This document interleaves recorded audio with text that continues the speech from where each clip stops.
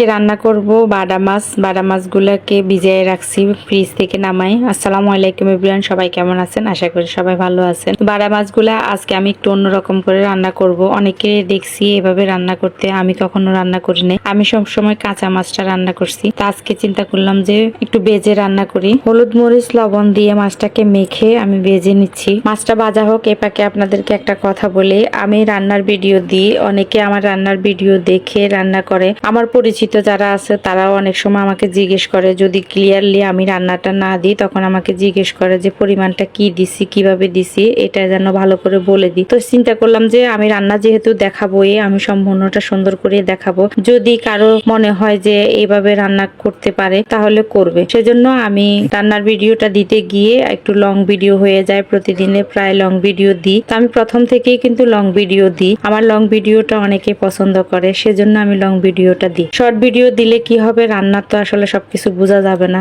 মাছ ভাজার যে তেলটা, ওই তেলটাতে আমি রসুন কুচি আর পেঁয়াজ কুচি দিয়ে দিছি। দিয়ে ভালো করে কিছুক্ষণ ভেজে লবণ হলুদ মরিচ অল্প একটু জিরার গুঁড়া ধনিয়ার গুঁড়া দিয়ে ভালো করে মশলাটা কষিয়ে আমি আলুটা দিয়ে দিছি। মাছটা আজকে আমি আলু দিয়ে রান্না করব।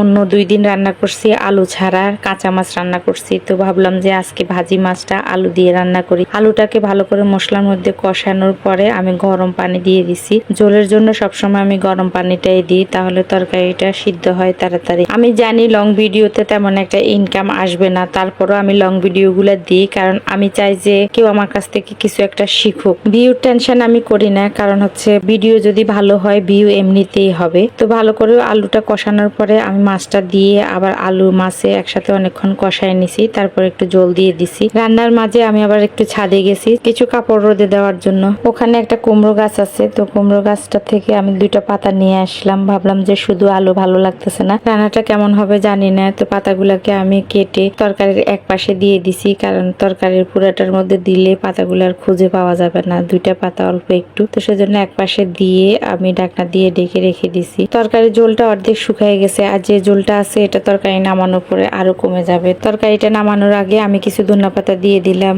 আজকে কাঁচামরিচ ছিল না, সেজন্য কাঁচামরিচ আর দিতে পারিনি। গুঁড়া মরিচটা একটু বেশি করে দিয়েছি, সেজন্য তরকারিটার কালারটাও কিন্তু লাল লাল আসছে। সিম্পল একটা রান্না, কিন্তু খেতে কিন্তু অসাধারণ হয়েছে। যারা ভাজি করে রান্না করেন নাই তারা একবার এভাবে ভাজি করে আলু দিয়ে রান্না করবেন, খেয়ে দেখবেন, অনেক মজা হয়েছে, অনেক মজা। তা আমি আর আমার ছেলের জন্য নিয়ে নিচ্ছি, আর শাকটা 2 জনে ভাগ করে নিচ্ছি। তরকারিটা যে শুধু আমার কাছে ভালো লাগছে তা না, আমার কাছে ভালো লাগলেই শুধু আমি ভালো বলতাম না, আমার 2 ছেলে ওরাও কিন্তু অনেক মজা করে খাইছে। আর আমার বড় ছেলে দেখে তো বলতেছে তরকারিটা তো সেই হয়েছে। আর যে অল্প একটু শাক দিচ্ছে, আসলে সেই শাকটা খেতে আরো মজা লাগছে। খেতে খেতে আজকের মতো বিদায় নিচ্ছি। সবাই ভালো থাকবেন, সুস্থ থাকবেন। ভিডিওটা ভালো লাগলে লাইক কমেন্ট শেয়ার করে দিবেন। আজকের মতো আল্লাহ হাফেজ।